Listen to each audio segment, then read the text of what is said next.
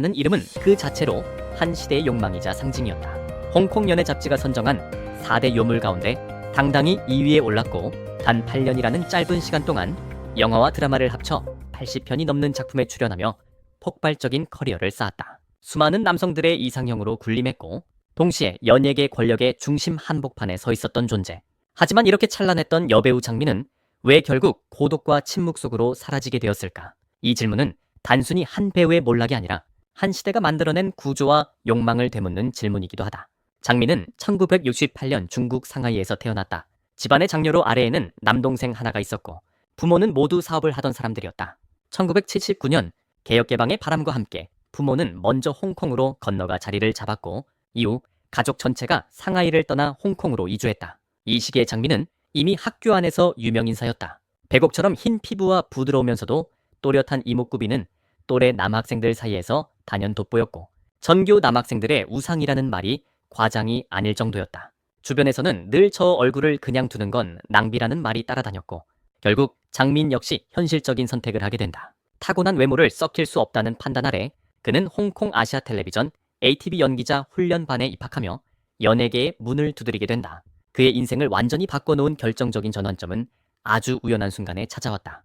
회사의 지시에 따라 홍콩 거리에서 미인대회 홍보 행사에 나섰던 어느 날 장민은 한 중년 여성의 시선을 사로잡는다. 그 인물은 바로 영성영업, 즉 영성영화사의 사모이자 향화강의 아내인 진란, 일명 향태였다. 대만과 홍콩을 아우르는 막강한 인맥과 영향력을 지닌 인물로 연예계에서는 그 이름만으로도 무게가 달랐다. 진란은 단번에 장민의 가능성을 알아보고 직접 영성영업으로 초대했고 이 만남은 곧바로 계약으로 이어졌다. 1936년 장민은 영성영업과 계약을 맺으며 정식 배우로 데뷔하게 된다. 당시 영성영업은 겉으로 보기엔 영화 제작사였지만 실질적으로는 강력한 권력 구조를 가진 집단이었다. 회사의 양대 추근형 향화강과 동생 향화승이었다. 특히 향화승은 홍콩 연예계에서 건드릴 수 없는 실세로 통하던 인물이었다. 장민이 영성영업에 들어온 이후 향화승의 취향은 노골적으로 변했다. 수많은 여배우들이 오가던 그의 주변에서 장민은 단숨에 유일한 존재가 되었고 공식적으로 연인임을 선언한 적은 없었지만 업계에서는 모두가 아는 공공연한 사실이 되었다. 심지어 향화승이 장민이 나를 떠나면 감히 데려갈 사람은 없다라고 말했다는 이야기가 돌 정도로 그의 총애는 집착에 가까웠다. 이 시점부터 장민은 단순한 신인이 아니라 권력의 그늘 아래 보호받는 존재이자 동시에 표적이 될 수밖에 없는 인물이 된다. 1987년 ATV 훈련반을 졸업한 장민은 곧바로 영화계에 발을 들인다. 왕정 감독이 연출하고 주윤발과 장만옥이 출연한 에 출연하며 스크린에 얼굴을 알렸고 이 한 번의 조연 출연은 그에게 값비싼 도금이 되었다. 이듬해인 1988년 영성영업이 제작한 에서 그는 본격적으로 존재감을 드러낸다. 원래 주연은 이미 홍콩 최고의 스타였던 종초홍이었지만 촬영 현장에서 향화승의 요구로 장민의 분량은 계속 늘어났다. 결과적으로 조연이었던 장민의 비중은 주연과 맞먹을 정도가 되었고 이에 불만을 느낀 종초홍은 이후 영성영업과의 협업을 완전히 끊어버린다. 이 사건을 계기로 장민은 향화승의 여자라는 소문은 더 이상 소문이 아닌 기정사실처럼 퍼져나갔다. 그리고 1989년 장민의 인생에서 또 하나의 결정적 만남이 이루어진다.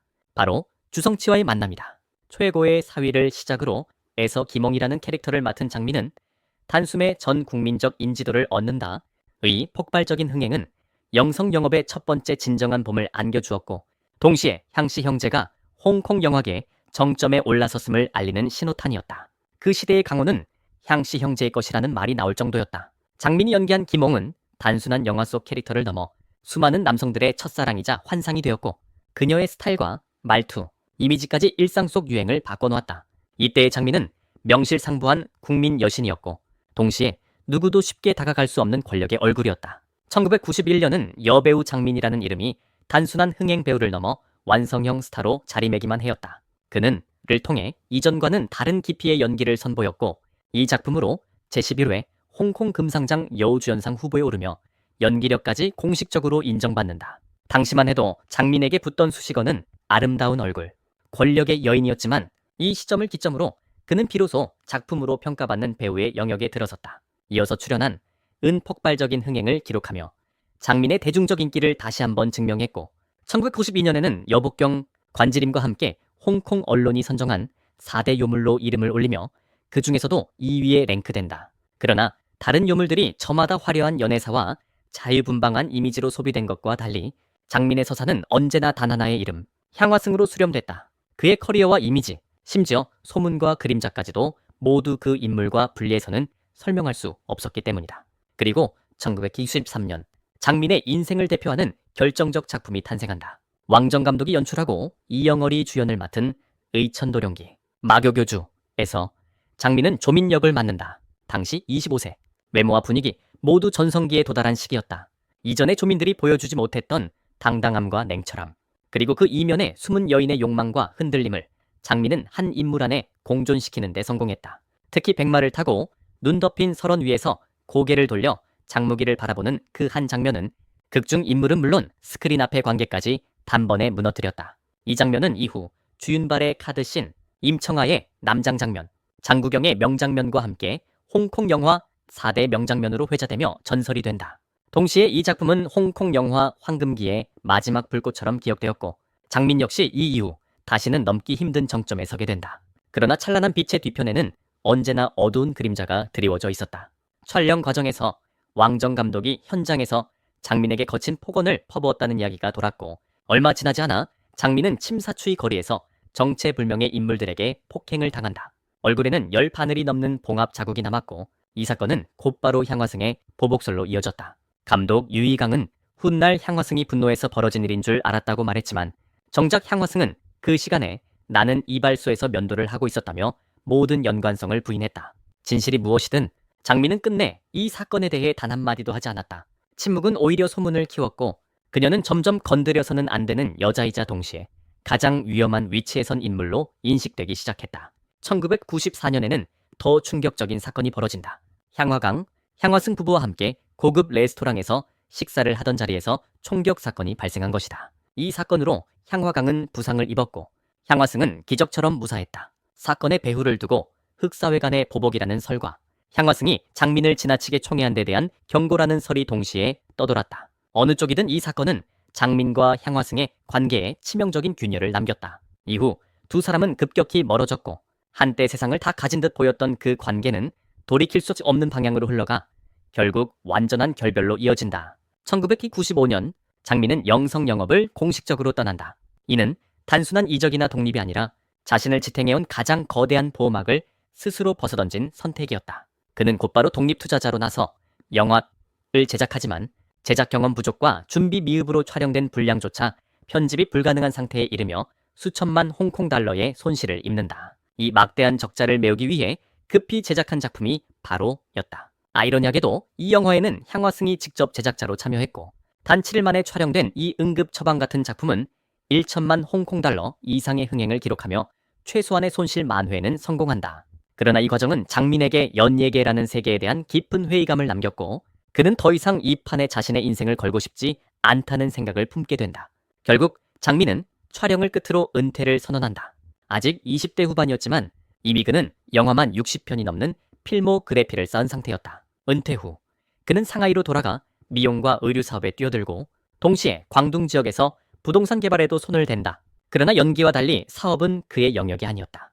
경영에 대한 이해도 사람을 보는 안목도 부족했던 그는 가장 신뢰하던 친구에게 수천만 홍콩 달러를 사기당했고 설상가상으로 아시아 금융위기까지 겹치며 모든 사업이 연쇄적으로 무너진다. 스크린 속에서는 늘 화려했던 장민의 현실은 이 시기 가장 처참했고 그가 감당해야 했던 상실과 좌절은 대중의 시선 밖에서 조용히 진행되고 있었다. 사업과 연예계 모두에서 연속된 실패를 겪은 뒤 장민의 삶에는 다시 한번 사랑이라는 이름의 선택지가 등장한다. 1999년 무렵 그는 상하이 부동산 재벌 가문의 2세로 알려진 우왕과 연애를 시작한다. 명문가 출신의 재력과 배경을 모두 갖춘 인물이었고 무엇보다 장민보다 7살이나 어린 남자였다. 향화승처럼 나이 많고 권력을 쥔 남자에게서 깊은 상처를 받은 뒤였던 장민은 다시는 나보다 훨씬 나이 많은 남자는 만나지 않겠다는 마음을 품고 있었고 우왕은 그런 그녀에게 새로운 가능성처럼 보였다. 한때는 결혼설까지 돌 만큼 관계는 순조로워 보였고 대중 역시 이제야 장민에게도 안식처가 생기는 것 아니냐는 기대를 품었다. 그러나 이 관계 역시 오래가지 못했다. 연애가 시작된 지 차에 2년도 되지 않아 제3자가 개입했고 결국 두 사람은 결별한다. 한때 다른 여성의 관계에 끼어들었던 과거가 있었던 장민에게 이 이별은 묘한 아이러니로 다가왔다. 과거 자신이 했던 선택이 형태를 바꿔 다시 돌아온 듯한 느낌. 그리고 그 앞에서 그가 할 수 있는 일은 아무것도 없었다. 사랑마저도 끝내 붙잡지 못했다는 사실은 그가 가진 화려한 이름과 미모가 더 이상 삶을 지켜주지 못한다는 현실을 또 한 번 확인시켜 주었다. 이후 장민은 다시 연예계로 돌아가기로 결심한다. 하지만 선택한 무대는 더 이상 홍콩이 아닌 중국 내지였다. 2003년 그는 베이징의 구주아화와 계약을 맺고 본격적인 내지 활동에 나선다. 이 회사에서 그의 매니저를 맡은 인물이 바로 유영휘였는데 훗날 신선언니 유역비를 발굴하고 이끌었던 인물로 알려져 있다. 탄탄한 매니지먼트 아래 장민은 나의 스타 남자친구 등 다수의 드라마와 작품에 연이어 출연하며 다시 한번 존재감을 드러낸다. 예전처럼 절대적인 여신의 자리는 아니었지만 촬영 현장에서는 몸을 사리지 않는 태도와 끈질긴 집중력으로 핀밍산냥, 즉 목숨 걸고 일하는 배우라는 이미지를 얻는다. 이 시기의 활동을 통해 그는 과거 투자 실패로 잃었던 자금을 상당 부분 회복하며 적어도 경제적으로는 다시 일어서는 데 성공한다. 화려함 대신 안정, 욕망 대신 생존을 택한 선택이었다. 하지만 재기와 경제적 회복이 곧 개인적인 행복으로 이어지지는 않았다. 시간이 흐른 뒤 한 인터뷰에서 기자가 결혼 여부를 묻자 장민은 잠시 멈칫한 뒤 담담하게 나는 결혼한 적이 없다고 답한다.